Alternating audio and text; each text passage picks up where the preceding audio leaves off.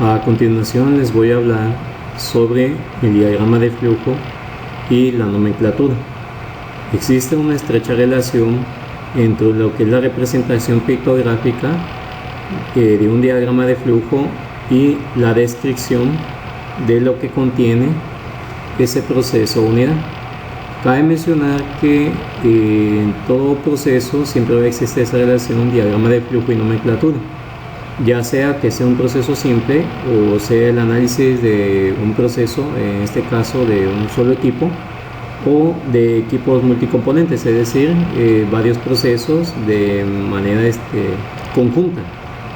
Eso es a lo que yo me refiero. Entonces, ¿qué es lo que vamos a anotar aquí? Aquí tengo una leyenda que dice lo siguiente: la corriente 1 tiene un gasto de 1000 kilogramos sobre horas. Hay que notar que esto es flujo másico, kilogramos sobre horas, y una concentración de etanol de 10%. ¿Ok? Entonces esa corriente 1 trae 10% de etanol. Esta corriente entra a una columna de destilación a 25 grados Celsius. Esto indica que está entrando 1000 kilogramos por hora de una corriente a una temperatura de 25 grados Celsius.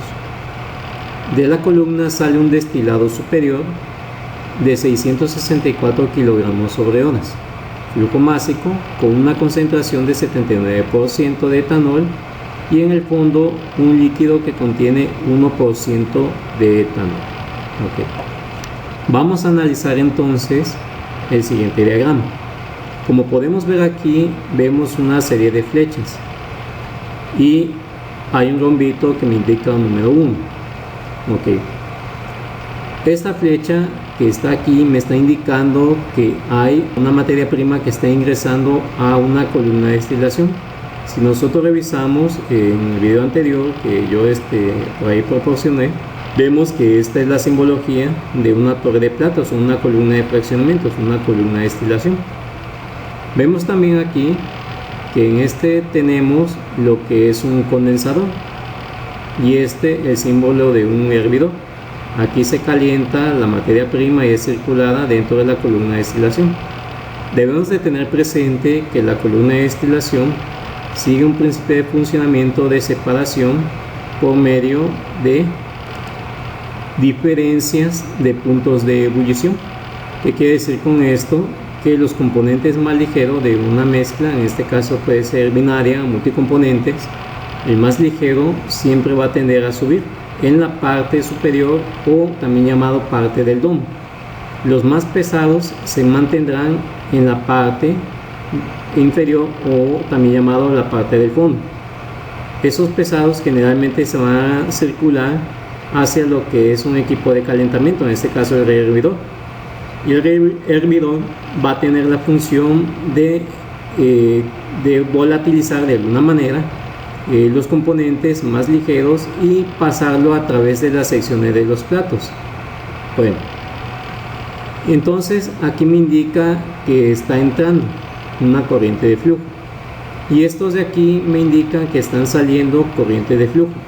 La parte superior correspondería a una corriente de flujo en fase de vapor, y la parte inferior una corriente de flujo en fase líquido.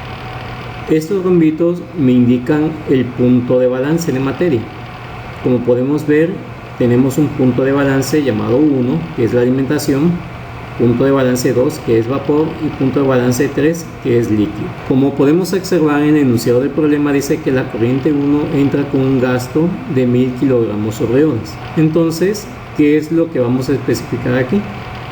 En los balances de materia generalmente siempre vamos a especificar lo que es la corriente de materia. Esta corriente de materia puede estar dada en kilogramos por hora, kilogramos sobre segundos, o en cantidad de materia, toneladas, libras, kilogramos, etc. Tonelada métrica. Algo que siempre tenemos que tomar en cuenta es la representación de la corriente. Por ejemplo, para este caso, la corriente de entrada me está representando como una L, pero también podemos designar una nomenclatura, por ejemplo una F, o decir que esta se representa como una A, haciendo alusión de que es una alimentación. Entonces, esta L1 me representa el punto de entrada de corriente de materia 1, va a ser de 1000 kilogramos sobre horas. Esto me representa el flujo máximo kilogramos sobre horas. Dice que entra a 1000 kilogramos sobre horas y una concentración de 10% de etanol. Ahora, esta X me va a representar al componente. Siempre en todo balance de materia vamos a tener lo que es un flujo de masa y sus componentes, el componente asociado. En este caso tenemos lo que es etanol al 10%, pero este punto 1 me va a representar a la fracción mol de entrada del etanol, es decir, dividir 10 entre 100 me va a dar 0.1. Entonces aquí en la corriente de entrada ya especifiqué mi flujo de masa y mi concentración. Más sin embargo, el flujo o la fracción molar total de todos los componentes que entran a un sistema o un proceso siempre va a ser de 1.0. Es decir, aquí habría una información que falta complementar. En este caso sería el otro componente, que pudiera ser agua, y que el resto de la corriente de agua se representaría el 90%. Entonces, si en ese caso fuese agua, aquí x1 agua sería igual a 0.9. La suma de ambos, 0.1 más 0.9, me daría 1.0. Siempre la composición debe de ser al 100%. Ahora, también dice que entra a la columna de destilación a 25 grados Celsius. Estoy especificando que la temperatura con que está ingresando es de 25 grados Celsius. Posteriormente, de la columna sale un destilado superior.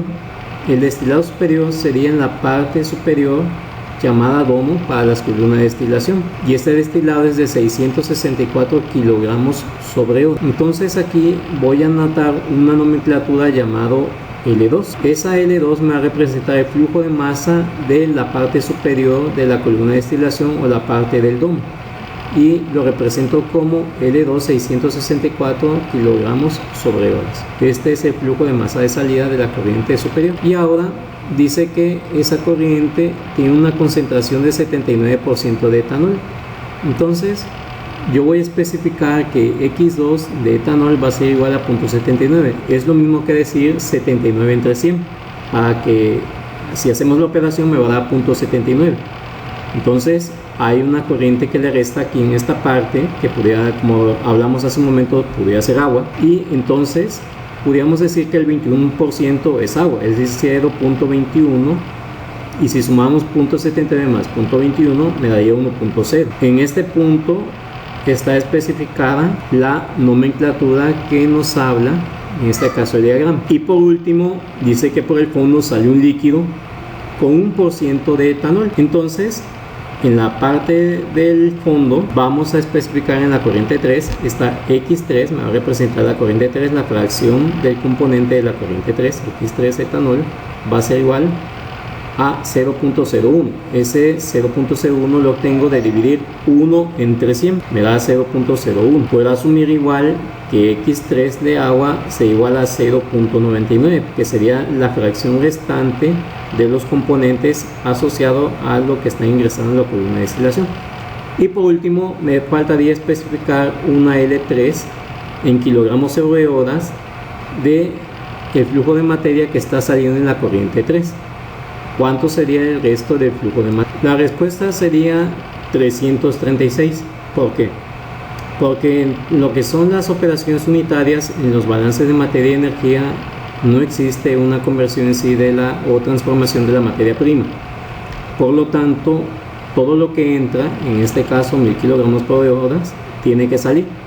En este caso, lo que está saliendo son dos corrientes, una de vapor y una de líquido. La suma de los flujos máximos de salida debe ser igual a la de entrada. Eso sería todo. Muchas gracias.